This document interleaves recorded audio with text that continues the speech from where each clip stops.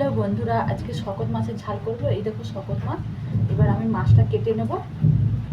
নুন হলুদটা মাখিয়ে নিয়েছি মাছে। মাছগুলো ভেজে নিচ্ছি। এবার মাছের ঝালটা তুলবো। তেলটা দিয়ে দিচ্ছি, তেলটা গরম হয়ে গেছে। এবার রসুন বাটা দিয়ে দেবো, তারপর পেঁয়াজ বাটা দিয়ে দেবো। রসুনটা ভাজা ভাজা হয়ে এলে এবার টমেটো কুচি দিয়ে দেবো। এবার লবণ দিয়ে দেবো, হলুদ গুঁড়ো দিয়ে দেবো, লঙ্কা গুঁড়ো দিয়ে দেবো, আদা বাটা দিয়ে দেবো। ভালো করে কষিয়ে নেব। মশলাটা কষানো হয়ে গেছে, এবার জল দিয়ে দেবো। ঝোলটা ফুটে উঠেছে, এবার মাছগুলো দিয়ে দেবো।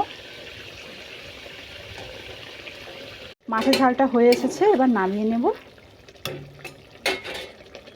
মাছের ঝালটা নামিয়ে নিয়েছি, একটু গরম মশলা ছড়িয়ে দেবো। মতো ছুট করা